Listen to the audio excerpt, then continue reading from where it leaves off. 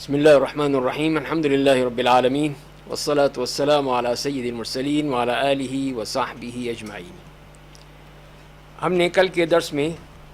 ہجرت حبشہ کے حوالے سے بات کی تھی اور اس میں بتایا تھا کہ پہلی ہجرت اور پھر غلط فہمی کے نتیجے میں کچھ لوگ واپس آ گئے، لیکن جب حالات پھر بگڑ گئے تو دوبارہ پھر چلے گئے کچھ حضرات اور خواتین بھی ان کے ساتھ، اور اس طرح وہاں پر رہے، اور وہاں پر انہوں نے کوشش کی کفار مکہ نے کہ ان مہاجرین کو کسی طرح بدنام کیا جائے، واپس بلایا جائے،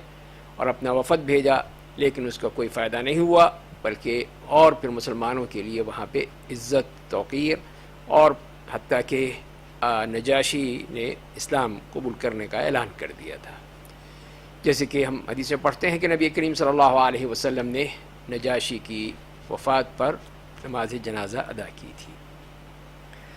اب آتے ہیں کہ اس کے بعد کے واقعات میں، اس عرصے کے بعد پھر حضرت حمزہ ابن عبد المطلب رضی اللہ تعالیٰ عنہ، آپ کے چچا، وہ اسلام قبول کیا، اور بھی بہت سے کافی لوگوں نے اسلام قبول کیا، اسلام کافی پھیل گیا، اور اس کی پہلے تو صرف وہ چیدہ لوگ تھے جو اسلام قبول کیا، لیکن اس کے بعد پھر یہ اسلام کا چرچا بڑھتا چلا گیا مکے میں۔ تو اب قریش کے لوگوں کو اور کفار قریش کو اس بات پہ بڑی فکر لاحق ہو گئی کہ یہ تو چیز تو بڑھتی چلی جا رہی ہے، تو انہوں نے کہا کہ اس طرح ہم کرتے ہیں کہ بنی ہاشم، بنی عبد المطلب اور بنی عبد مناف، یہ جو قبیلے ہیں ان کا بائیکاٹ کیا جائے، ان کے ساتھ کوئی لین دین نہ کیا جائے، ان سے کوئی بھی شادی بیاہ نہ کیا جائے، نہ ان سے بات چیت کی جائے، نہ ان کو ساتھ بیٹھا جائے، نہ ان سے کسی قسم کی، یعنی پورا سماجی طور پر بائیکاٹ کر دیا جائے، یہاں تک کہ یہ رسول اللہ صلی اللہ علیہ وسلم کو ہمارے حوالے کر دیں اور ہم ان کے ساتھ جو مرضی کریں یا قتل کر دیں۔ اور اس بنیاد پہ انہوں نے ایک معاہدہ لکھا آپس میں کر کے،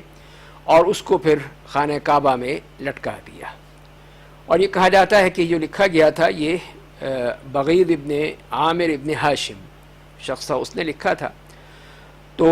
نبی کریم صلی اللہ علیہ وسلم نے اسی کے لیے بد دعا کی، تو اس کا ہاتھ ہی مشلول ہو گیا اور فالج زدہ ہو گیا، اور اس طرح پھر بنو ہاشم، بنو المطلب، یہ سب مسلمان بھی اور کافر بھی، سب کے سب جو ہیں وہ شعب ابی طالب میں محصور ہو گئے وہاں پر، تاکہ ان کو کوئی بھی ان سے بات چیت نہیں کرے گا، کسی قسم کا کوئی تعلق نہیں رکھے گا۔ تو ان میں سوائے ابو لہب کے، کہ ابو لہب نے ان کی قریش کی تائید کی، اور انہوں نے جو کچھ بھی کہا تھا اس کو پوری طرح اس نے تائید کرتے ہوئے اس کو صحیح سمجھا۔ اس کے علاوہ باقی جتنے بھی تھے، تو جو مومن تھے وہ تو اسی لیے کہ وہ تو اپنے اسلام کی وجہ سے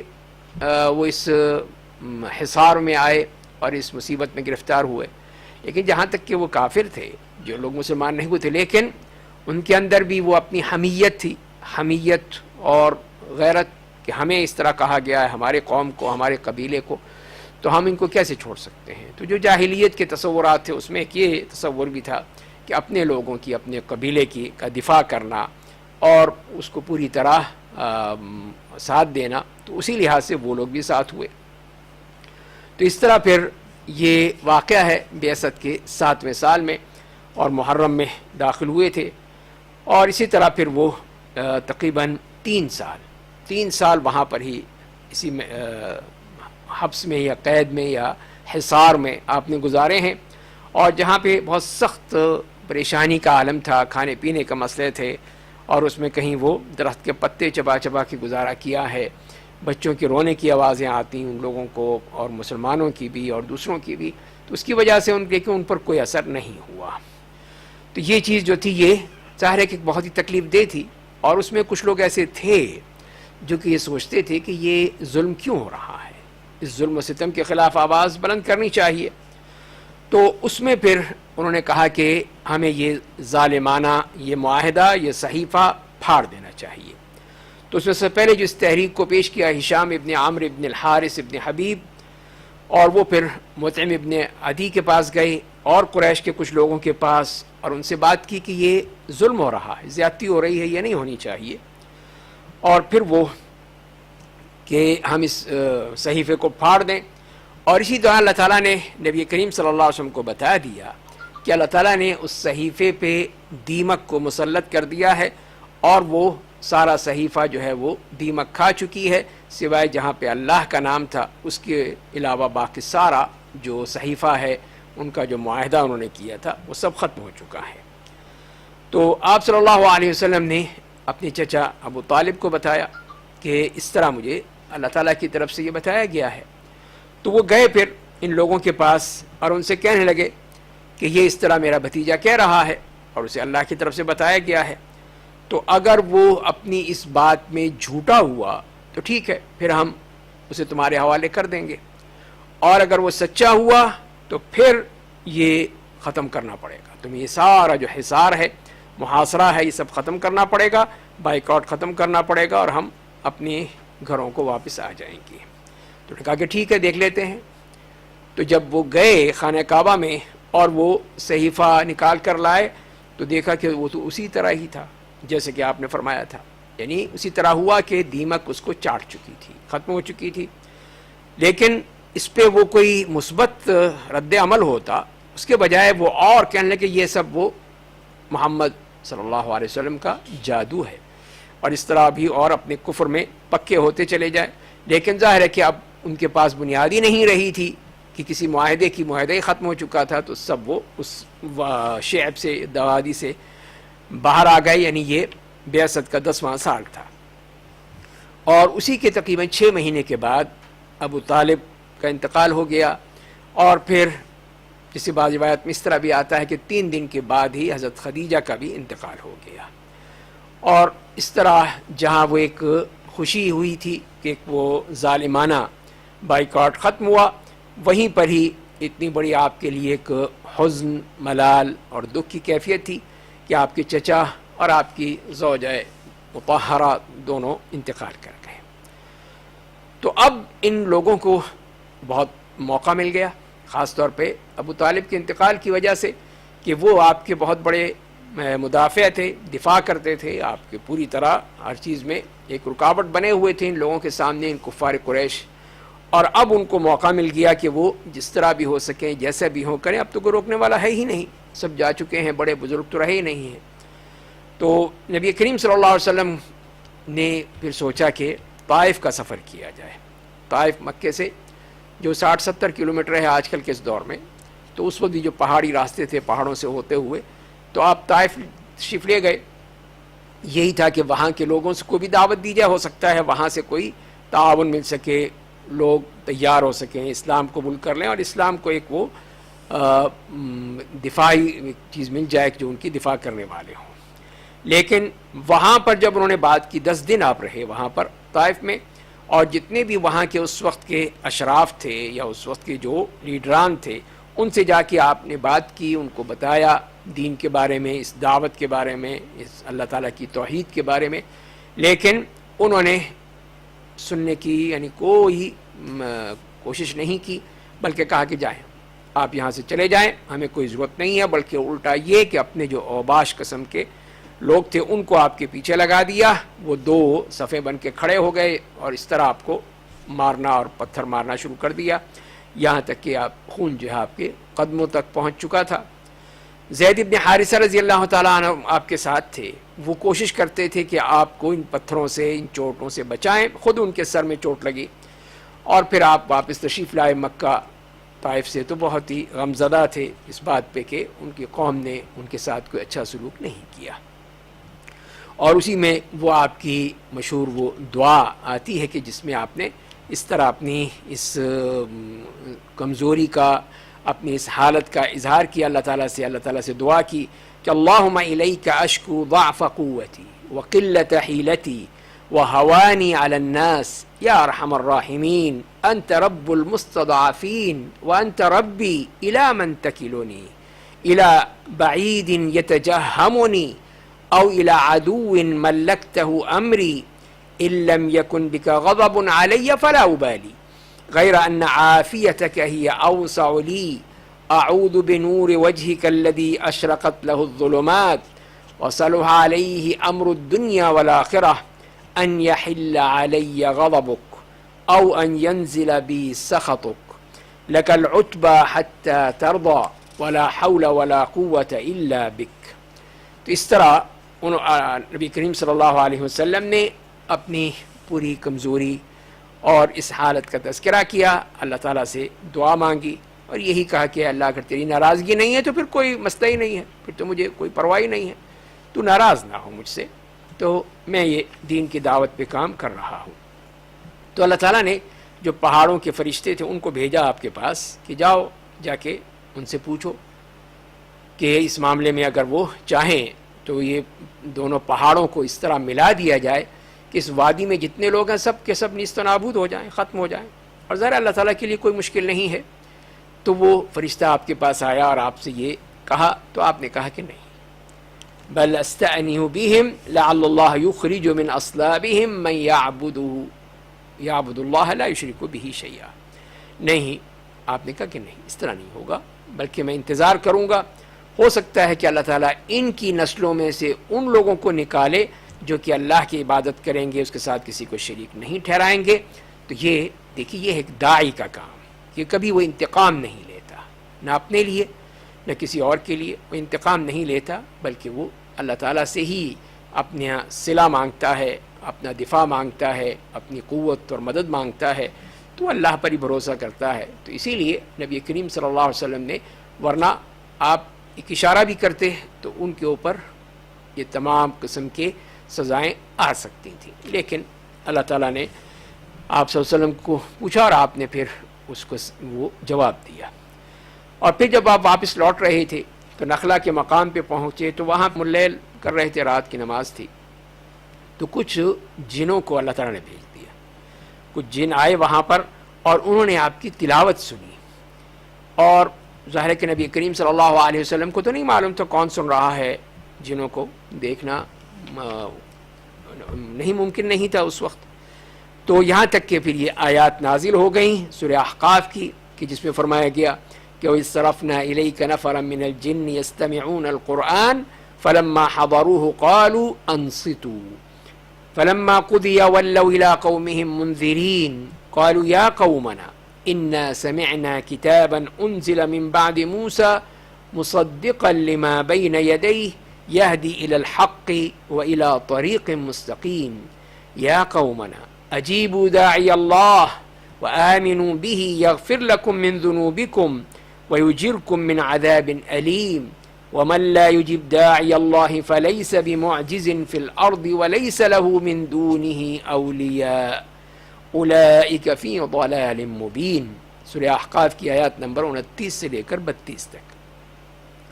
تو وہاں پہ آپ کچھ دن وہیں پہ قیام رہا آپ کا. تو اب اسی سے یہی معلوم ہوتا ہے کہ کس طرح اللہ تعالیٰ نے جہاں آپ کو ایک ناکامی کا سامنا ہوا، تکلیف اٹھانی پڑی، وہاں آپ کے دل کو ڈھارس بندھانے کے لیے اللہ تعالیٰ نے یہ آپ کو کامیابی عطا فرما دی کہ انسانوں کو تو آپ دعوت دیتے ہی رہے، اور انسانوں نے جو کچھ کیا آپ کے ساتھ، جنہوں نے فوراً سنتے ہی فوراً ایمان لے آئے، اور وہ پہلے ہی اس بات میں سرگرداں تھے کہ یہ کیا ہو رہا ہے. جس وقت ہم آسمانوں میں جاتے ہیں تو وہاں پہ تو سخت قسم کا پہرا ہے، اور جہاں پہ بھی کوئی بیٹھنا چاہتا ہے، سننا چاہتا ہے وہی کو، جیسے وہ پہلے بیٹھا کرتے تھے، تو اب تو اتنی سخت قسم کی وہاں پہ سیکیورٹی ہے کہ ہمارے لیے وہاں بیٹھنا ہی مشکل ہے. فوراً اللہ تعالیٰ کی طرف سے ایک وہ شہاب ثاقب آتا ہے، ایک میزائل آتا ہے جو ان کو جلا کر بھسم کر دیتا ہے. تو اسی لیے ان کو یہ بڑی فکر تھی کہ آخر یہ کیا، جیسے سورہ جن میں اللہ تعالیٰ نے اس کو بیان کیا ہے کہ اب اللہ تعالیٰ نے کوئی فیصلہ کیا ہے جس کے ذریعے سے دنیا والوں کے لیے کوئی خیر کا مسئلہ ہے یا ان کے لیے اور کوئی اللہ کا فیصلہ ہے. تو یہ قرآن سنتے ہی وہ سمجھ گئے کہ یہی وہ چیز ہے،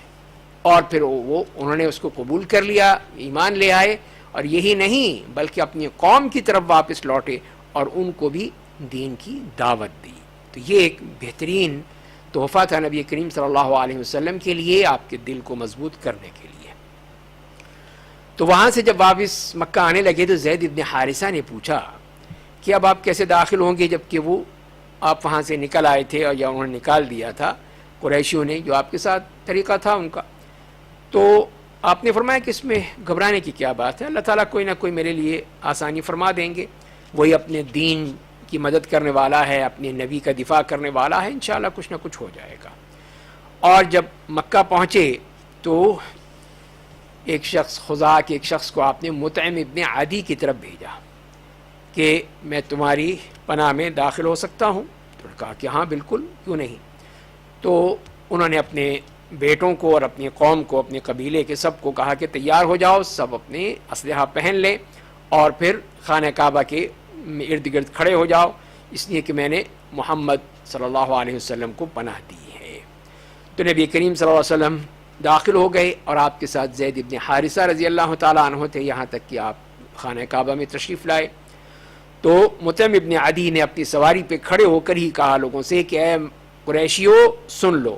کہ میں نے محمد کو پناہ دی ہے، کوئی بھی ان کے خلاف کسی قسم کی کوئی بات نہ کرے۔ اور پھر نبی کریم صلی اللہ علیہ وسلم حجر اسود کی طرف آئے، آپ نے اس کو استلام کیا، 2 رکعت نماز پڑھی اور پھر اپنے گھر تشریف لے گئے۔ اور اس دوران مطعم ابن عدی اور ان کے بیٹے سب وہ نبی کریم صلی اللہ علیہ وسلم کو گھیرے ہوئے وہاں پہ کھڑے رہے کہ کوئی کسی کی جرت نہیں تھی کہ وہ نبی کریم صلی اللہ علیہ وسلم کی طرف بھی ہاتھ بڑھاتا۔ اور پھر آپ اپنے گھر تشریف لے گئے۔ تو یہ وہ ہمیں واقعہ ملتا ہے جو کہ طائف کا سفر اور آپ کی واپسی تھی۔ اس کے بعد ایک اور واقعہ جو بہت ہی اہم ہے آپ کی زندگی میں اور اس دعوتی زندگی میں خاص طور پہ، وہ ہے اسراء اور معراج کا سفر۔ تو اس طرح پہ نبی کریم صلی اللہ علیہ وسلم کو وہ سفر کرایا گیا مسجد الحرام سے بیت المقدس تک۔ آپ براق پر سوار ہو کے گئے، حضرت جبریل علیہ السلام آپ کے ساتھ تھے، وہاں پر آپ اترے اور آپ نے انبیاء کرام کی امامت کرائی اور براق کو مسجد کے دروازے سے باندھ دیا۔ اور اس کے بارے میں بھی روایات کہی آئی ہیں کہ جس سے معلوم یہ ہوتا ہے کہ اللہ تعالیٰ کی طرف سے کتنی زبردست وہ پلاننگ تھی کہ جس کے ذریعے سے آپ کو یہ تمام چیزیں دکھائی گئیں۔ قرآن نے بھی جیسے کہ بتایا ہے کہ وہ مسجد کا دروازہ ہی رات کو بند نہیں ہوئے، دروازے کھلے رہے، بہت کوشش کی بند کرنے کی جیسے کیا کرتے تھے، لیکن وہ بند نہیں ہوئے۔ اور پھر اسی طرح وہاں پہ وہ براق کو جو باندھا گیا اس لحاظ سے بھی۔ اور اس طرح پھر جیسے کہ حدیث میں آتا ہے کہ اسی رات میں پھر بیت المقدس سے آپ کو آسمان دنیا کی طرف لے جایا گیا۔ تو وہاں بھی جبریل علیہ السلام نے اجازت مانگی تو دروازہ کھول دیا گیا، تو وہاں پر آپ کی ملاقات ہوئی حضرت آدم علیہ السلام سے، ابو البشر۔ آپ نے سلام کیا، انہوں نے سلام کا جواب دیا، آپ کو خوش آمدید کہا اور آپ کی نبوت کا اقرار کیا۔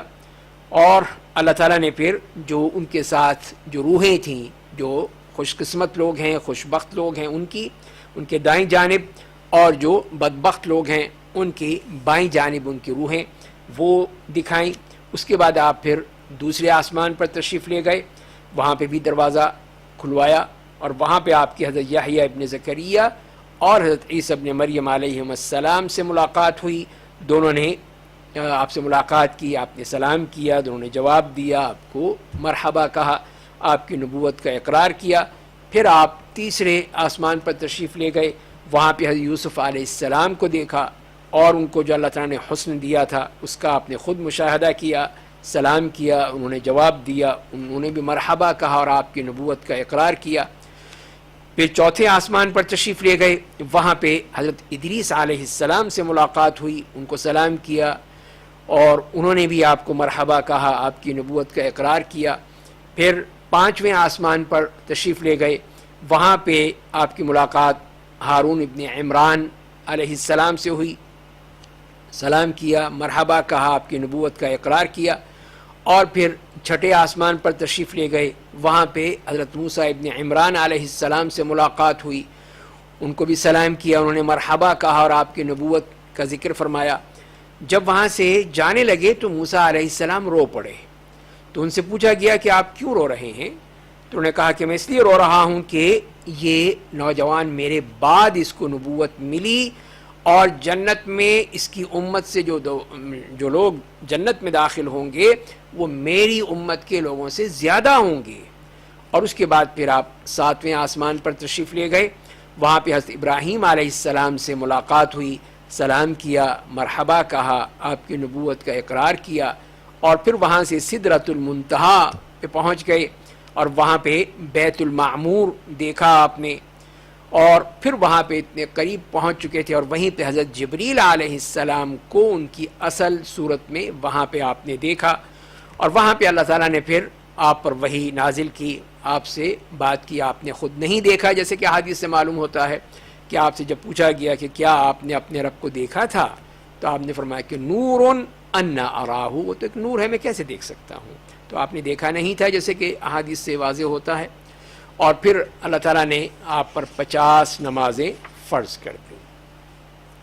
جب واپس لوٹنے لگے تو موسیٰ علیہ السلام کے پاس سے گزرے تو انہوں نے پوچھا کہ کس بات کا حکم دیا گیا، کیا آپ کو دیا گیا ہے؟ کہا کہ 50 نمازیں ہیں۔ کہا انہوں نے کہ نہیں،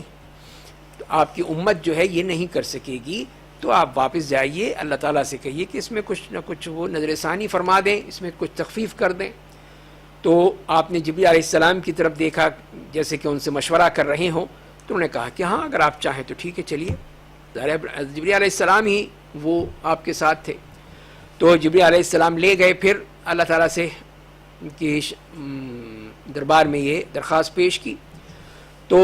10 اللہ تعالیٰ نے کم کر دی، 40 ہو گئیں، یہاں تک اس طرح بار بار جاتے رہے، یہاں تک کہ وہ حضرت موسیٰ علیہ السلام بار بار ان کو کہتے رہے، اور اس طرح وہ 5 پہ آ گئی۔ تو حضرت موسیٰ علیہ السلام نے پھر یہی کہا کہ جاؤ، یہ بھی بہت زیادہ ہے، اور کم کرواؤ۔ تو نبی کریم صلی اللہ علیہ وسلم نے فرمایا کہ نہیں، مجھے اب اپنے رب سے شرم آتی ہے، لیکن میں اس پہ راضی ہوں اور اس پہ ہی میں سر تسلیم خم کرتا ہوں۔ تو پھر اللہ تعالیٰ کی طرف سے یہ کہہ دیا گیا، اپنا آرڈر جاری کر دیا گیا کہ میں نے اپنے جو فرض تھے وہ میں نے جاری کر دیے ہیں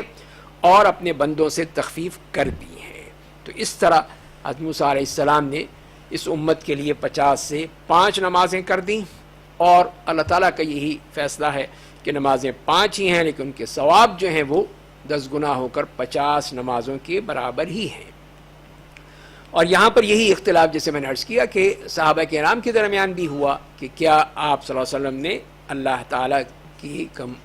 مشاہدہ کیا تھا، دیکھا تھا؟ تو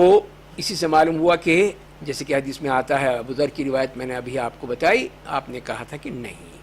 میں نے نہیں دیکھا ہے۔ تو لہذا پھر اس سے یہی معلوم ہوا کہ وہ جو قرآن نے ذکر کیا ہے کہ جس میں کہا وَلَقَدْ رَآهُ نَزْلَةً أُخْرَىٰ عِنْدَ سِدْرَةِ الْمُنتَهَىٰ، تو یہ حضرت جبریل علیہ السلام کا ذکر ہے، انہی کے بارے میں کہا گیا تھا۔ اور پھر جب نبی کریم صلی اللہ علیہ وسلم واپس آئے، اپنے گھر تشریف لے آئے مکے میں، اور صبح اٹھ کے پھر آپ نے اپنی قوم کو بتایا کہ مجھے اللہ تعالیٰ نے کیا کچھ دکھایا ہے، اس سے اور وہ بھڑک اٹھے کہ یہ دیکھو، یہ کیسے ہو سکتا ہے کہ ایک ہی رات میں اتنا بڑا سفر کر لیا۔ تو اب انہوں نے چاہا کہ آپ کا امتحان لیں، کہا کہ بیت المقدس کو بتاؤ کیسا ہے۔ تو اللہ تعالیٰ نے آپ کو دکھا دیا، آپ کے سامنے اس طرح سارے جو رکاوٹیں تھیں ہٹا دی، تو وہ اپنی آنکھوں سے دیکھتے رہے اور بتاتے رہے ان کو، تو وہ کسی چیز کا بھی کوئی اعتراض نہیں کر سکے، انکار نہیں کر سکے کہ یہ غلط ہے۔ اور پھر آپ نے واپسی کا سفر بھی بتایا، اور یہ بھی بتایا کہ راستے میں نے قافلہ تمہارا دیکھا تھا، اور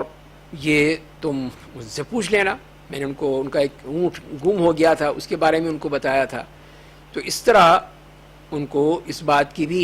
ایک شہادت مل سکتی تھی، اور جب وہ قافلہ آیا ان سے پوچھا تو انہوں نے اس کی تصدیق کی، ہاں ایسا ہوا تھا۔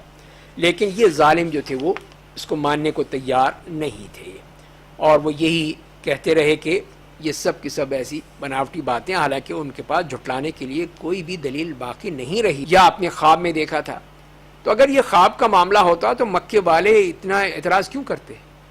کیوں کہتے کہ یہ آپ غلط کہہ رہے ہیں، آپ بتائیں؟ اور یہ تو اس لیے کہ خواب میں تو آدمی کیا کچھ دیکھ لیتا ہے، وہاں تو کسی قسم کی کوئی بھی ایسی کوئی پابندی نہیں ہوتی ہے۔ تو لہذا خواب کا معاملہ نہیں تھا، یہ آپ کا وہ معراج تھا جو آپ کے جسم و جان کے ساتھ تھا، اللہ تعالیٰ نے آپ کو دکھایا، ہر چیز دکھائی جسے قرآن کریم نے ذکر کیا ہے۔ اور جب فرمایا کہ سبحان الذی اسریٰ بعبدہ،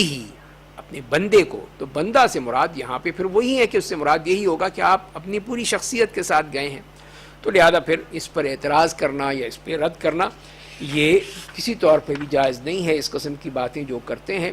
وہ سب کے سب جو ہیں اس معاملے میں ٹامکٹویاں مارتے ہیں، کوئی ان کے پاس دلیل نہیں ہے۔ اب آتے ہیں اس کے بعد پھر، اور یہ اس کا جو اثرات ہوئے یہ بہت ہی دیر پا اور بہت ہی اہم اثرات مرتب ہوئے. سب سے بڑا جو اس پہ اثر نظر آتا ہے ہمیں کہ نبی کریم صلی اللہ علیہ وسلم کو تمام چیزیں دیکھ کر وہ اور یقین میں پختگی آ گئی، اور پھر آپ کا ایمان اور قوی ہو گیا. ایمان تو پہلے بھی تھا لیکن مزید تقویت حاصل ہوئی، اور جو آپ کے اوپر ایک غم کا پہاڑ ٹوٹ پڑا تھا اس میں بھی کچھ تخفیف ہو گئی کہ جب میرا اللہ میرے ساتھ ہے، اور یہ تمام چیزیں جو اللہ نے اپنے بندوں کے لیے بنائی ہیں جنت میں اور دوسری نعمتیں ان کے لیے بنائی ہیں، تو اس سے اور بھی مزید یہ معاملہ جو ہے وہ اس میں پختگی آتی چلی گئی اور یقین آتا چلا گیا. اور اب اس کے بعد پھر اگلا مرحلہ آتا ہے وہ نبی کریم صلی اللہ علیہ وسلم کی ہجرت کا. تو یہاں پہ اب اللہ تعالیٰ نے جب آپ کو اجازت دے دی اور بتا دیا، اور وہ ظاہر ہے کہ مکے والوں کا جو یہ رویہ تھا وہ بدلا نہیں تھا، کوئی فرق نہیں پڑا تھا. سب کچھ بتانے کے باوجود، دکھانے کے باوجود، ان کو ہر طرح کی یقین دہانی کرانے کے باوجود کوئی فرق نہیں پڑا. تو اللہ تعالیٰ نے پھر یہ آپ کے لیے انتظام فرما دیا. اب جیسے کہ احادیث میں آتا ہے اس بارے میں کہ نبی کریم صلی اللہ علیہ وسلم مکہ میں رہے تھے. اپنی نبوت کے بعد 3 سال تو چھپ کر اور سری دعوت تھی، چوتھے سال آپ نے اعلان کر دیا تھا، اور اسی طرح پھر وہ 10 سال آپ دعوت دین دیتے رہے، کرتے رہے. اور ہر دفعہ حج کا وقت آتا تھا، حج میں سارے جزیرے عرب سے لوگ آتے تھے اور ملتے تھے. اسی طرح تو آپ جاتے جہاں جہاں حجاج ٹھہرے ہوتے تھے ان سے ملتے تھے، ان کو دعوت دین پہنچاتے تھے. اسی طرح جو ان کے میلے تھے، عکاظ ہے، مجنہ ہے، ذی المجاز ہے، اس میں بھی سارے جزیرے سے لوگ آتے تھے، تو ان کے پاس بھی جاتے تھے، ان کو بھی یہ تمام دعوت دیتے تھے. لیکن کوئی زیادہ آپ کو نہیں ملا، کوئی اچھی ان کی طرف سے رسپانس نہیں ملا کہ کوئی قبول کر لیتے. اور آپ ان سے کہتے تھے کہ یا ایھا الناس قولوا لا الہ الا اللہ تفلحوا وتملکوا بها العرب وتذل لكم به العجم فاذا آمنتم كنتم ملوکا فی الجنہ. کیا لوگوں سنو، لا الہ الا اللہ کہہ دو، کامیاب ہو جاؤ گے، عرب کے اوپر تمہاری بادشاہت قائم ہو جائے گی، اور عجم تمہارے سامنے ذلیل ہو کر تمہارے قدموں میں آ کر گریں گے، اور اگر تم ایمان لے آئے تو جنت میں تمہیں بادشاہت ملے گی. تو ابو لہب خاص طور پہ آپ کا پیچھا کرتا رہتا تھا اور یہ کہتے کہ اس کی بات مت سننا، یہ صابی ہے، جھوٹا ہے، اس قسم کی باتیں کر کے وہ لوگوں کو متنفر کرتا تھا. تو اسی لیے پھر وہ لوگ یہ کہتے تھے کہ جو سنتے بھی تھے کہ جب یہ تمہارے اپنے لوگ تمہیں نہیں مانتے، تمہارے گھر والے نہیں مانتے، تمہارا یہ چچا تمہارے خلاف باتیں کر رہا ہے، اور تمہارا خاندان، تمہارا قبیلہ جو ہے وہ تمہارے ساتھ نہیں ہے، تو پھر ہم کیسے تمہاری بات مان سکتے ہیں، ہم تمہارے کیسے چل سکتے ہیں. تو اس طرح جو قبائل تھے ان سب کو آپ نے، جو بھی آتے تھے اہم قبائل وہاں کے، ان سب کو آپ نے اس طرح دعوت دین دی، بلایا ان کو، لیکن کسی نے بھی آپ کی دعوت قبول نہیں کی. اور انہی دعوت کو قبول کرنے والوں میں جو لوگ آئے تھے وہ اوس اور خزرج مدینہ سے، جو یثرب کہلاتا تھا اس وقت یہ علاقہ. اور یہ لوگ وہ تھے جو کہ یہودیوں کے ساتھ وہاں پہ رہتے تھے یثرب میں، اور ان سے ہی انہوں نے یہ جانا تھا، ان کو پتا تھا کہ اب ایک نبی آنے والا ہے. اور وہ یہودی ان کو کہا کرتے تھے کہ وہ نبی ہم میں سے آئے گا اور پھر ہم اس کی اتباع کریں گے، اور تم لوگوں کو اس طرح ماریں گے جیسے کہ قوم عاد اور قوم سمود کو مارا تھا، جیسے اللہ تعالیٰ نے اس طرح تمہارا بھی ہم بالکل ہی ستیہ ناش کر دیں گے. تو انصار تو آتے تھے، خانہ کعبہ آتے تھے، حج کرنے کے لیے آتے تھے جیسے عرب آتے تھے، یہودی تو نہیں آتے تھے. تو جب انصاریوں کو یا ان لوگوں کو جو یثرب سے آئے تھے ان کو بھی نبی کریم صلی اللہ علیہ وسلم نے دعوت دین دی، ان کو بھی دین کی طرف بلایا. تو انہوں نے فوراً لپکتے ہوئے کہا کہ دیکھو کہ یہ تو وہی بات ہوا ہے جو کہ یہود تمہیں کہا کرتے تھے، اب تمہارے پاس موقع ہے، تم جلدی سے ان پر ایمان لے آؤ، ان کو قبول کر لو، اس سے پہلے کہ یہودی آئیں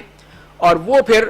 تم سے آگے نکل جائیں. تو اس میں سب سے پہلے تھے سوید ابن صامت بنی اوس سے جو مکہ آئے تھے، انہیں نبی کریم صلی اللہ علیہ وسلم نے دین کی دعوت دی تھی. تو انہوں نے تو کوئی فوری طور پہ کوئی رد عمل ظاہر نہیں کیا. اس کے بعد ایک اور آئے تھے انس ابن رافع، وہ نوجوان تھے بنی عبد الاشہل سے، تو انہیں بھی نبی کریم صلی اللہ علیہ وسلم نے جب دین کی دعوت دی تو یہ ایک نوجوان تھے، وہ فوراً ہی اس پہ ایک دم تیار ہو گئے. تو کہنے لگے کیا لوگوں، میرے ساتھیوں، یہ دیکھو تمہارے لیے بہترین موقع ہے کہ تم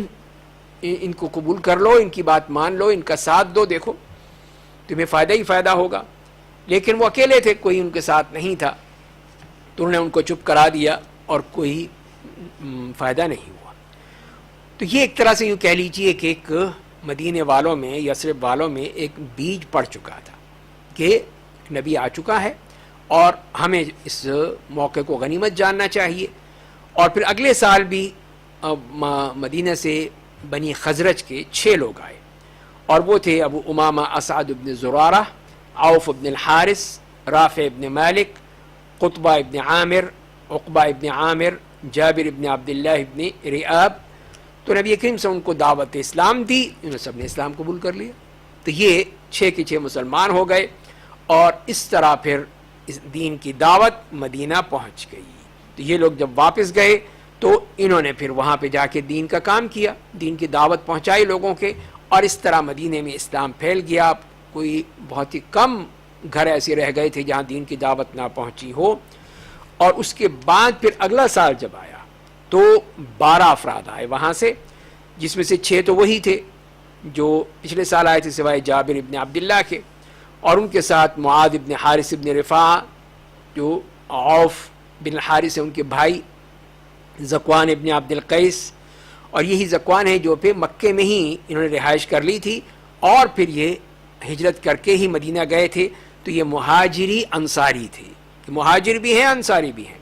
اور عبادہ ابن صامت، یزید ابن ثعلبہ، ابو الہیثم ابن تیہان و عویمر ابن مالک رضی اللہ عنہم جمیعاً. تو یہ 12 افراد تھے.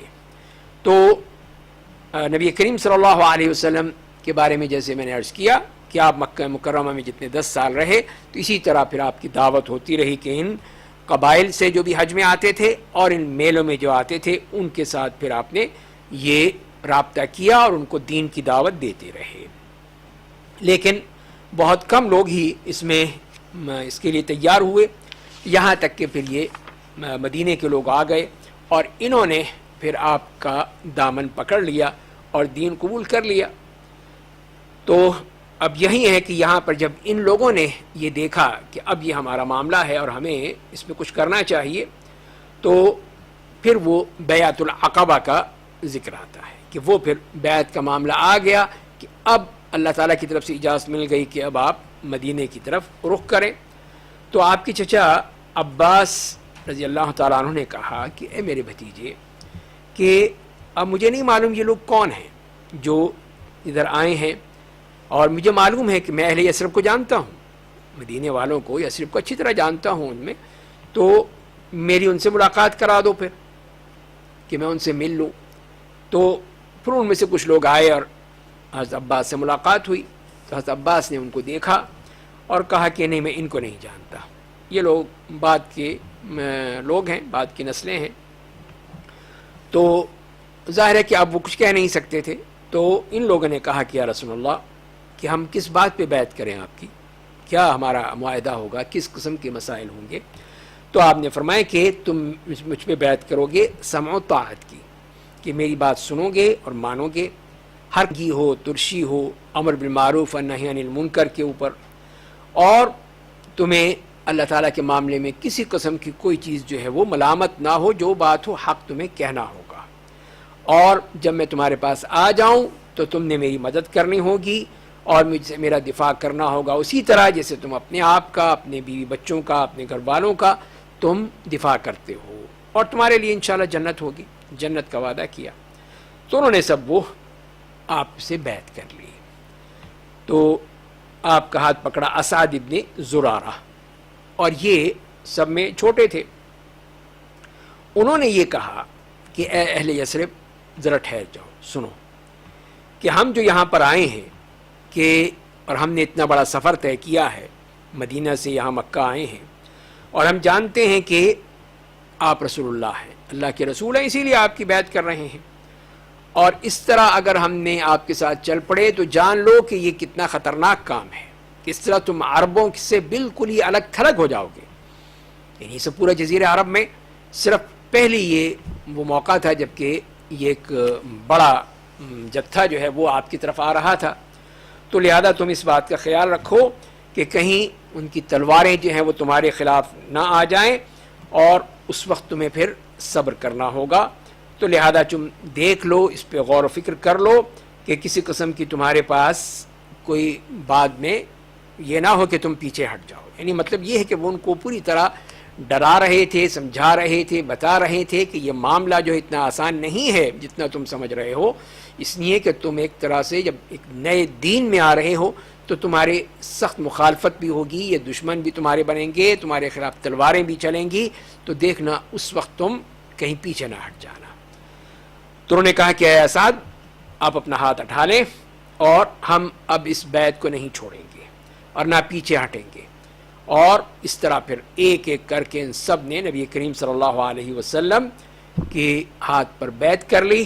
اور یہی فرماتے ہیں کہ آپ نے وہ بیعت کی اور یہ شرط کی کہ ہمیں جنت ملے گی. اور اس کے بعد پھر وہ مدینہ واپس چلے گئے. تو آپ نے ان کے ساتھ پھر 2 صحابہ کرام کو بھیجا. ان میں تھے عمرو ابن ام مکتوم اور مصعب ابن عمیر رضی اللہ تعالیٰ عنہما. یہ دونوں صحابہ کرام گئے وہاں پر، اور وہاں جا کے قرآن کریم کی ان کو تعلیم دیتے تھے، اللہ تعالیٰ کی توحید بیان کرتے تھے. تو یہ دونوں جو تھے ابو امامہ اسعد ابن زرارہ کے ہاں ٹھہرے، وہاں پہ انہوں نے ٹھہرے. اور مصعب ابن عمیر ان کے امام تھے، نمازیں پڑھاتے تھے. تو اس طرح جمعہ بھی پڑھاتے تھے. جب 40 کے قریب وہ افراد ہو گئے تو اور لوگ بھی آ گئے جس میں انہوں نے اسلام قبول کیا. ان میں پھر اسید ابن الحضیر ہیں، سعد ابن معاذ ہیں، اور اس طرح یہ دونوں سردار تھے اپنی قوموں کے، اپنے قبیلے کے. تو اس کا بہت بڑا فائدہ ہوا کہ بنی عبد الاشہل کے تقریباً تمام مردوں نے، عورتوں نے سب اس اسلام قبول کر لیا، سوائے عامر ابن ثابت ابن وقش ایک ہیں، انہوں نے غزوہ احد تک ان کو اسلام قبول نہیں کیا تھا. اس وقت اسلام انہوں نے قبول کیا اس دن ہی، اور پھر وہ اس میں غزوے میں شریک ہوئے اور اسی میں ہی ان کو شہادت مل گئی. اللہ تعالیٰ کے حضور ایک سجدہ بھی نہیں کر سکے، صرف اسلام قبول کر کے سیدھے جنت میں پہنچ گئے. تو اسی لیے آپ نے فرمایا کہ عمل تو بہت کم کیا لیکن اجر بہت بڑا پا لیا. اب اس طرح مدینے میں کثرت ہو گئی، بہت بڑی تعداد بن گئی، اور مصعب ابن عمیر رضی اللہ تعالیٰ عنہ مکہ واپس آئے حج کے موقع پر، اور وہاں پہ ظاہر ہے کہ انصار کی بھی ایک بڑی تعداد آئی، اور انہوں نے ملاقات کی، وہاں پر دیکھا. اور اسی میں پھر برا ابن معرور رضی اللہ تعالیٰ عنہ تھے. تو اس موقع پہ بھی اب یہ آپ سے ملاقات کرنے کا ارادہ تھا. جو مصعب ابن عمیر رضی اللہ تعالیٰ عنہ کے ساتھ آئے تھے وہاں کے انصاری مدینہ کے، تو یہ 73 مرد تھے، 2 خواتین تھیں، اور انہوں نے آ کر ایک ہی خفیہ مقام پر، اور عقبہ ہی کہا جاتا ہے، کہ وہاں پر آپ سے ملاقات کی اور آپ کے ہاتھ پر بیعت کی. اور یہی جو پہلے جسے ہم پڑھ چکے ہیں، تو سب سے پہلے برا ابن معرور رضی اللہ تعالیٰ عنہ نے کی، اور پوری طرح آپ کے اس بیعت کے بعد یقین دلایا کہ ہم اب آپ کے ساتھ ہیں، آپ کی ہر طرح سے مدد کریں گے. اس طرح عباس رضی اللہ تعالیٰ عنہ آپ کے چچا وہ موجود تھے، انہوں نے خود اس میں شرکت کی، جبکہ اس وقت تک مسلمان نہیں ہوئے تھے. اور اس وقت پھر آپ نے ان کے انصاریوں کے لیے 12 نقیب مقرر کر دیے تھے، 12 ان کے کہہ لیجئے سردار مقرر کر دیے تھے. ان میں تھے اسعد ابن زرارہ ہیں، سعد ابن الربیع، عبداللہ ابن رواحہ، رافع ابن مالک، برا ابن معرور، عبداللہ ابن عمر ابن حرام، حضرت جابر رضی اللہ تعالیٰ عنہ کے والد، اور اسی رات ہی مسلمان ہوئے تھے اور وہ یہ ان کو مقام مل گیا. سعد ابن عبادہ، منذر ابن عمر، عبادہ ابن الصامت رضی اللہ تعالیٰ عنہم جمیعاً. تو یہ 9 تھے جو کہ بنی خزرج سے تھے، اور 3 تھے جن کا تعلق بنی اوس سے تھا، اسید ابن الحضیر، سعد ابن خیثمہ و رفاع ابن المنذر رضی اللہ تعالیٰ عنہ، یہ تھے. اور جو دو خواتین تھیں وہ تھیں ام عمارہ نسیبہ بنت کعب ابن عمر، اور یہی ہیں ان کے بیٹے تھے حبیب ابن زید جو کہ یمامہ کی جنگوں میں مسلمہ سے لڑتے ہوئے شہید ہو گئے تھے، اور دوسری خاتون تھیں اسماء بنت عمرو بن عدی. تو یہ دونوں خواتین رضی اللہ عنہما یہ بھی وہ تھیں جنہوں نے آپ سے بیعت کی. اور جب یہ بیعت ہو گئی اور انہوں نے اجازت مانگی کہ اگر آپ اجازت دیں تو ہم ان اہل عقبہ پہ، یہ لوگ جو موجود ہیں یہاں پہ، ان سب کے اوپر حملہ کر دیں اور ان سب کو ختم کر دیں. تو آپ نے کہا کہ نہیں، یہ طریقہ نہیں ہے، اس طرح نہیں ہو سکتا کہ اس طرح کیا جائے. یہ دیں اس دعوت کے لیے انتہائی نقصان دہ ہوگا. آپ نے اجازت نہیں دی. اور شیطان نے پھر چیخ پڑا. شیطان کو جو اتنی بڑی کامیابی نظر آئی کہ اسلام کس طرح کامیاب ہو گیا، وہ تو برداشت نہیں کر سکا. وہ چیخ پڑا کہ اہل جباجب، یعنی یہی منا میں لوگوں سنو، دیکھو کہ مزمم یعنی کہ نبی کریم صلی اللہ علیہ وسلم کی طرف اشارہ کر رہا ہے، اور اس کے ساتھیوں جو ہیں تمہارے خلاف جنگ کے لیے تیار ہو چکے ہیں. تو آپ نے کہا بھی کہ یہ ہے وہ عقبہ کا شیطان، اور اے اللہ کے دشمن، میں جب فارغ ہوں گا تو پھر تجھے بھی دیکھ لوں گا. اور پھر آپ نے ان سے کہا کہ اب آپ جائیں اپنے اپنے خیموں میں، اپنے اپنے جگہوں پر کریں. تو صبح جب ہوئی تو جو قریش کے جو بڑے بڑے لیڈر تھے وہ آئے انصاریوں کے پاس اور کہنے لگے کہ اے خزرج کے لوگوں، ہمیں پتہ چلا ہے کہ تمہاری رات کو ملاقات ہوئی ہے ہمارے ساتھی سے، اور تم نے اب ان سے یہ وعدہ کر لیا ہے، بیعت کر لی ہے کہ تم ہم خلاف جنگ کرو گے. تو وہ پھر قسم کھا کے کہا کہ ہمارے نزدیک سب سے بڑی جو ناپسندیدہ بات یہ ہے کہ ہم میں اور تمہارے درمیان کوئی جنگ ہو. تو یہ باتیں کہہ کے اب بنی خزرج میں اس وقت سارے تو مسلمان نہیں تھے، مشرکین بھی تھے. عبداللہ ابن ابی ابن سلول خود تھا وہاں پہ، جو کہ بعد میں منافقین کا سردار بنا. تو وہ اٹھ کھڑے ہو کہ نہیں، ایسی کوئی بات نہیں ہوئی، اس لیے کہ کسی کو پتہ ہی نہیں تھا. مسلمان جو ہے وہ خفیہ طور پر گئے تھے. تو انہوں نے صاف انکار کر دیا کہ نہیں. اور عبداللہ ابن ابی ابن سلول جو اپنا لیڈر بنا ہوا تھا، اس نے کہا یہ کیسے ہو سکتا ہے کہ میری مرضی کے بغیر، مجھے بتائے بغیر یہ ہو جائے؟ نہیں، کیسی کوئی بات نہیں. صاف انہوں نے انکار کر دیا. تو قریشی مطمئن ہو گئے جب انہوں نے دیکھا کہ، اور مسلمان خاموش رہے، کوئی انہوں نے اس کا رد عمل ظاہر نہیں کیا، اس لیے کہ خفیہ بات تھی. تو اس طرح یہ مسئلہ بھی جو ہے وہ ٹل گیا، اور کسی قسم کی کوئی بھی وہاں پہ تلخی پیدا نہیں ہوئی. لیکن ہوا یہ کہ سعد ابن عبادہ رضی اللہ تعالیٰ عنہ وہ کسی طرح گئے مکہ، ان کے بارے میں کوئی اطلاع ملی ہوگی، تو انہوں نے ان کو پکڑ لیا اور انہی کی اونٹ کی جو رسی تھی اسی سے ان کو باندھ کے لے گئے اور کافی ان کو مارا پیٹا. تو اس وقت بھی پھر مطع ابن عدی جیسی شخصیت آتی ہے، وہ بھی، اور حارث ابن حرب ابن امیہ، انہوں نے ان کو جان چھڑائی کہ یہ تم کیا کر رہے ہو. اور پھر انصار نے یہ سوچا بھی کہ اگر جب ان کو نہیں پایا کہ سعد نہیں ہے تو چاہا کہ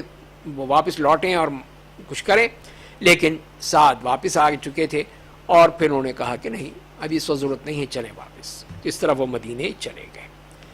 اب اس موقع پہ اللہ تعالیٰ نے نبی کریم صلی اللہ علیہ وسلم کو بھی اجازت دے دی کہ اب آپ بھی ہجرت کر سکتے ہیں. تو مسلمانوں میں سے تو اکثریت جا چکی تھی، اور جو سب سے پہلے مدینہ گئے تھے وہ ابو سلمہ گئے تھے، ابو سلمہ ابن عبد الاسد، اور ان کی ہی اہلیہ تھی ام سلمہ رضی اللہ تعالیٰ عنہ. لیکن وہ رہ گئی، نہیں جا سکیں اس وقت، اور انہوں نے جانے ہی نہیں دیا. ان لوگوں نے، مکے والوں نے، اور 1 سال وہ انتظار کرتی رہیں کہ کسی طرح وہ جب بھی نکلتی یا انتظار کرتی، تو آخر ان کو ترس آ گیا کہ وہ پھر جانے دیا ان کو. تو وہ اکیلی پھر اپنے بچے کے ساتھ، بچہ ان کی گود میں، اور ان کو اس وقت ساتھ لے کر گئے تھے عثمان ابن ابی طلحہ، جو بعد میں مسلمان ہوئے تھے، لیکن ظاہر انسانیت کے جذبات موجود تھے تو وہ لے کر گئے. اور اس کے بعد پھر لوگ ان کے جانے کے بعد، یعنی اس طرح ہجرت کی ابتدا ہوئی تھی، اور پھر آہستہ آہستہ لوگ جو ہے وہ جانے لگے. اور مکے میں مسلمانوں میں سے صرف رسول اللہ صلی اللہ علیہ وسلم رہ گئے، حضرت ابو بکر اور حضرت علی رضی اللہ تعالیٰ عنہ رہ گئے، اور آپ ہی کے حکم سے ان دونوں کو رہنا تھا، یہیں پر روکا تھا آپ نے. یا وہ لوگ رہ گئے جنہیں مشرکین نے روک رکھا تھا اور ان پر نظر رکھے ہوئے تھے کہیں یہ نہ چلے جائیں. تو نبی کریم صلی اللہ علیہ وسلم نے بھی تیاری مکمل کر رکھی تھی سواری کے لحاظ سے اور زاد سفر کے لحاظ سے، کہ جب بھی اللہ تعالیٰ کا حکم آئے گا، اذن آئے گا، ہم نکل جائیں گے. اور جب مشرکین نے یہ دیکھا کہ رسول اللہ صلی اللہ علیہ وسلم اور آپ کے ساتھی جو ہیں وہ تیار ہیں اور نکل رہے ہیں، جا رہے ہیں، اور اپنے جو بچے بھی، مال و دولت بھی، سب جو ہیں اوس اور خزرج کی طرف جا رہے ہیں، اور وہاں پہ ان کو کسی قسم کی کوئی مسئلہ نہیں ہے کہ وہاں پہ ان کی پوری طرح نگہداشت ہو رہی ہے، ان کا وہاں پہ رہنا سہنا بڑا آرام سکون سے ہے۔ تو اب ان کو یہ ڈر ہوا کہ اب تو نبی کریم صلی اللہ علیہ وسلم بھی چلے جائیں گے، یہ بھی نکل جائیں گے یہاں سے، اور ہمارا تو بڑی ناکامی ہوگی اس سلسلے میں۔ تو انہوں نے پھر ایک اپنی میٹنگ بلائی دار الندوہ میں، جو ان کا وہ میٹنگ پوائنٹ تھا، وہاں پہ انہوں نے ایک میٹنگ کی، اور جتنے بھی ان کے بڑے بڑے دانش مند تھے، لیڈر تھے، سب کو منایا کیا، حتیٰ کہ ابلیس بھی وہ ایک نجدی شیخ کی صورت میں وہ بھی موجود تھا، وہ بھی وہاں پہ آیا تھا۔ اس نے بھی کہا، اس لیے کہ ظاہر ہے کہ اس کی تو ساری یہاں پہ کاروباری ختم ہو رہا تھا، اور کر لیں کوئی کرے، اس طرح کر لیں کوئی، جیسے قرآن کریم نے اس کا ذکر کیا ہے۔ یہاں تک کہ ابو جہل نے کہا کہ میرے ذہن میں ایک رائے آئی ہے، اور میں سمجھتا ہوں کہ ابھی تک کسی نے اس کے بارے میں نہیں سوچا، تو اچھا بتاؤ پھر کیا ہے، کیا رائے ہے تمہاری؟ تو کہ میری رائے یہ ہے کہ قریش کے ہر قبیلے میں سے ایک نوجوان کو لیا جائے جو بہت زبردست ہو، اور اس کو ایک ہم تیز قسم کی تلوار دیں، اور وہ سب مل کر ہی نبی کریم صلی اللہ علیہ وسلم کے بارے میں کہ ان کا خاتمہ کر دیں، اور ان پر یہ حملہ بول دیں۔ تو اس طرح ان کا خون جو ہے تمام قبائل میں تقسیم ہو جائے گا، اور بنی عبد مناف اس کے بعد ہم سے لڑ نہیں سکتی ہے۔ زیادہ سے زیادہ یہ ہوگا کہ ہم اس کو دیت دے دیں گے، دیت ادا کر دیں گے، یہ لو دیت لے لو، اس کے علاوہ کوئی نہیں۔ تو وہ پھر اسی ابلیس نے کہا کہ ہاں یہ ہے اصل ترکیب یا اصل رائے یہ ہے، اور بڑی تعریف کی اس نے، اور اسی پر ہی پھر وہ اتفاق ہو گیا کہ یہ کیا جائے کہ تمام قبائل سے ایک قسم کے نوجوان کو لیا جائے اور اس کو تلوار دی جائے، اور اس طرح وہ اس پہ تیار ہو گئے۔ تو اللہ تعالیٰ نے حضرت جبریل علیہ السلام کو بھیجا وحی کے ساتھ، اور آپ کو سارا بتا دیا گیا کہ یہ واقعہ ہوا، اور یہ ان کی تیاری ہے، اور یہ ان کی سازش ہے۔ اور اس کے بعد آپ سے کہا کہ اب آپ اپنے بستر پر مت لیٹیے گا، اب وہاں پر آپ نے نہیں سونا ہے۔ تو پھر نبی کریم صلی اللہ علیہ وسلم حضرت ابوبکر کے گھر آئے، تو نصف النہار کا وقت تھا دن میں یعنی، اور اس وقت آپ نہیں آیا کرتے تھے، اور آئے بھی تھے تو آپ نے اپنا چہرہ جو ہے چھپایا ہوا تھا۔ تو آپ نے کہا کہ جو بھی یہاں پہ گھر میں ہے اس کو ذرا دور کر دو۔ تو انہوں نے کہا کہ نہیں، اس میں کہاں آپ کی اہلیہ ہی ہیں، یعنی حضرت عائشہ ہیں۔ تو آپ نے فرمایا کہ ان اللہ قد اذن لی فی الخروج، اللہ تعالیٰ نے مجھے اب نکلنے کی اجازت دے دی ہے، یعنی اب ہمیں چلنا ہے۔ تو ابوبکر بھی ایک دم بے چین ہو گئے، کہنے گیا صحبت یا رسول اللہ، کہ میں آپ کے ساتھ ہوں صحبت۔ آپ نے کہا ہاں بالکل۔ تو ان کے بھی اتنی خوشی کہ ہمارے آنکھوں میں آنسو آ گئے، اس لیے عائشہ کہتی ہیں کہ خوشی میں روتے ہوئے میں نے اس وقت دیکھا تھا کہ خوشی میں بھی کوئی رو پڑتا ہے۔ تو پھر حضرت ابوبکر نے کہا کہ آپ پر میرے ماں باپ فدا ہوں، یہ میری 2 اونٹنیاں ہیں، 2 سواریاں ہیں، یہ تیار ہیں۔ تو آپ نے کہا کہ قیمت کے ساتھ لوں گا، میں قیمت ادا کروں گا اس کا۔ اور پھر حضرت علی سے کہا کہ وہ آپ کے بستر پر وہاں پہ رات کو بسر کریں، وہاں پہ رہیں۔ اور یہ لوگ جو تھے جتنے بھی ان کی اپنی سازش کے مطابق قریشیوں نے اپنے نوجوانوں کو وہاں پہ کھڑا کر رکھا تھا آپ صلی اللہ علیہ وسلم کے گھر کے پاس، کہ اس طرح تیار رہیں، جب بھی آپ نکلیں تو فوراً حملہ کر کے بات ہی ختم کر دیں۔ تو نبی کریم صلی اللہ علیہ وسلم نکلے، جب بھی آپ کو نکلنے کا موقع تھا تو آپ نکلے، آرام سے نکلے، کوئی ڈر نہیں، کوئی خوف نہیں تھا۔ اور پھر آپ نے وہ لی، مٹی لی، زمین سے اٹھائی اور ہر ایک کے منہ پہ ڈال دی، ہر ایک کے اوپر مٹی ڈال کے، اور نکل گئے، ان کو پتہ ہی نہیں چلا۔ اور آپ یہی قرآن کریم کی تلاوت فرما رہے تھے، وَجَعَلْنَا مِن بَيْنِ أَيْدِيهِمْ سَدًّا وَمِن خَلْفِهِمْ سَدًّا فَأَغْشَيْنَاهُمْ فَهُمْ لَا يُبْصِرُونَ، سورہ یاسین کی آیت نمبر 9 میں۔ اور پھر آپ صلی اللہ علیہ وسلم حضرت ابوبکر کے گھر آ گئے، تو وہ بھی اپنے گھر کے دروازے پہ موجود تھے۔ اور پھر حضرت ابوبکر رضی اللہ تعالیٰ عنہ، وہاں پر ایک شخص آیا بھی، اس نے پوچھا بھی لوگوں وہاں پہ نبی قسم کے گھر پر، تو پوچھا کہ تم کیوں کھڑے ہو بھائی، کیا مسئلہ ہے، کیوں انتظار کر رہے ہو؟ کہنا ہم یہی محمد کا انتظار کر رہے ہیں۔ تو کہنے لگے کہ تم تو گئے، مارے گئے، وہ تو کب کے جا چکے ہیں، تمہارے سر پہ یہ مٹیاں ڈال کے وہ بار ڈال کے وہ تو جا چکے ہیں, یہاں پہ کوئی بھی نہیں ہے. تو انہوں نے کہا ہم نے تو دیکھا ہی نہیں. اور پھر اپنے وہ سر سے وہ مٹی جھاڑتے رہے. اور اس میں کون کون تھا؟ وہ ابو جہل خود تھا, حکم ابن العاص, عقبہ ابن ابی معیط, نضر ابن حارث, اور امیہ ابن خلف, زما ابن الاسود, طعیمہ ابن عدی, ابو لہب, ابی ابن خلف, نبیہ اور منبہ ابن الحجاج. تو یہ لوگ تھے. تو صبح ہوئی تو دیکھا, پھر پوچھا کون ہے, معلوم ہوا تو حضرت علی تھے آپ کے بستر پر. تو پوچھا وہ کہاں گئے؟ کہا مجھے تو نہیں معلوم, مجھے کیا معلوم وہ کہاں گئے. تو یہ, اور آپ اس وقت حضرت ابوبکر رضی اللہ تعالیٰ عنہ کے ساتھ وہاں سے نکل چکے تھے, کب کے وہاں سے جا چکے تھے, اور وہ غار ثور میں پہنچ چکے تھے. اور وہاں پہ آپ گئے اور ادھر مکڑی نے اپنا جالا بن دیا اس کے اوپر ہی, تاکہ کسی کو پتہ ہی نہ چلے. تو بہرحال وہاں پہ آپ نے ایک اور انتظامات کر رکھے تھے. ان میں ایک انتظام یہ تھا کہ راستے کی بتانے کے لیے جو رہبر تھا وہ ایک شخص تھا, عبداللہ ابن عریقۃ اللیثی, جو ان راستوں کا بہت ہی ماہر تھا, لیکن مسلمان نہیں تھا. لیکن بظاہر ہے کہ وہ لوگ امانت دار ہوتے ہیں اس معاملے میں. تو اس کو دونوں اونٹنیاں دے دی گئیں اور اسے کہا کہ تم 3 دن کے بعد وہاں لے آنا, غار ثور پر لے آنا. اور ادھر قریشیوں کو جب پتہ چلا کہ آپ تو نہیں ہیں تو وہ بڑے بھاگے دوڑے ادھر ادھر. انہوں نے پوری کوشش کی کہ کسی طرح وہ آپ تک پہنچ گئے, اور آپ کے حتیٰ کہ قدموں کا پیچھا کرتے ہوئے غار کے دروازے تک پہنچ کے وہاں پہ کھڑے ہوئے. اور جیسے کہ صحیحین کی حدیث میں آتا ہے کہ حضرت ابوبکر رضی اللہ تعالیٰ عنہ نے کہا کہ یا رسول اللہ, اگر ان میں سے کوئی شخص جو ہے اپنے قدموں کی طرف دیکھے گا تو ہمیں دیکھ لے گا. تو آپ نے کیا فرمایا تھا؟ یہ ایمان کی طاقت کہ اے ابوبکر تمہارا کیا خیال ہے ان 2 کے بارے میں جن کا ساتھ تیسرا ان کا اللہ ہے. تم مت گھبراؤ, ڈرو نہیں, غم مت کرو,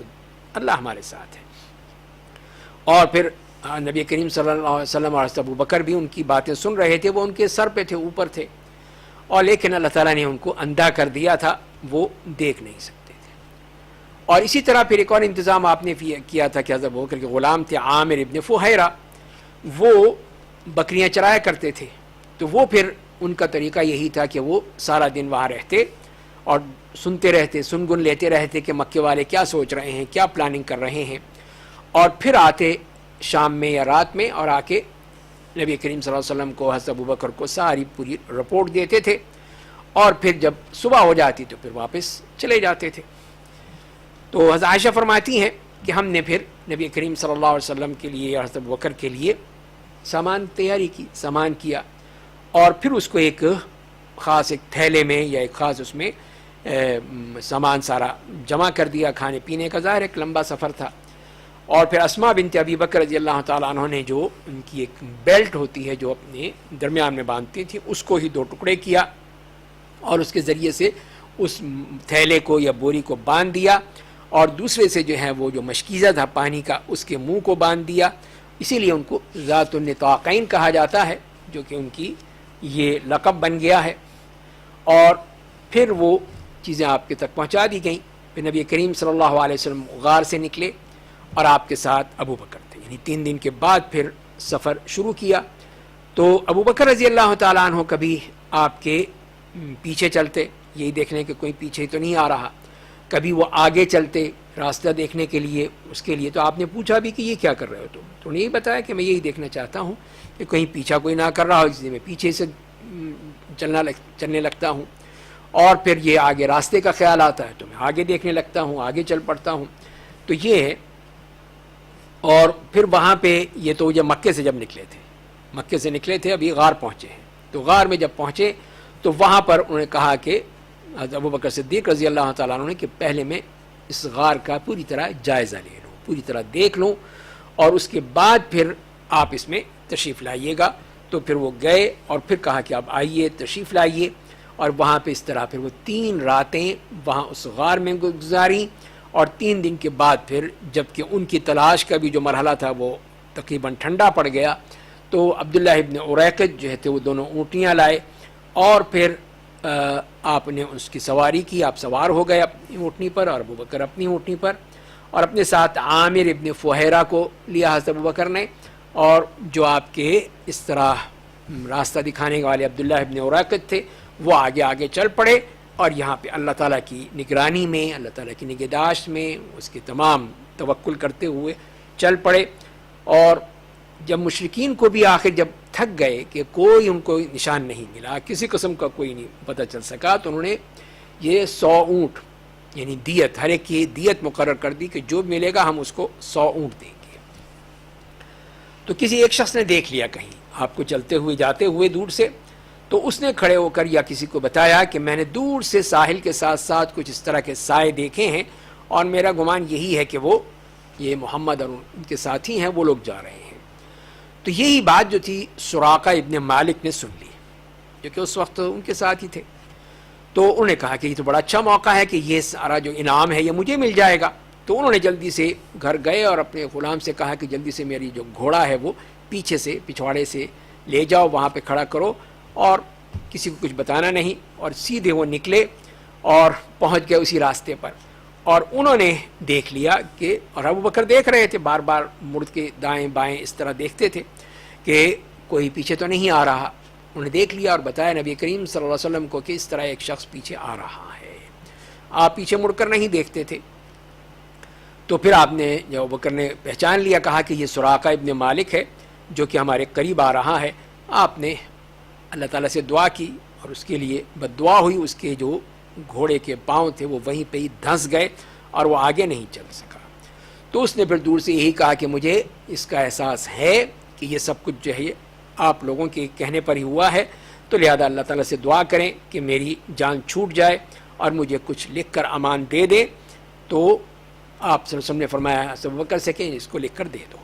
تو آپ نے وہی چمڑے پر کوئی چمڑے کا ٹکڑا ملا، اسی کے اوپر ایک وہ وفا اور وعدہ کر کے دے دیا اس وفاداری کا انعام کے طور پر، اور اس شرط پہ کہ وہ اب ہمارے لیے کام کریں گے کہ جو بھی اس طرف آ رہا ہوگا اسے کہیں گے میں یہ جگہ دیکھ لی، یہاں کوئی نہیں ہے، جاؤ جاؤ اور جگہ دیکھو،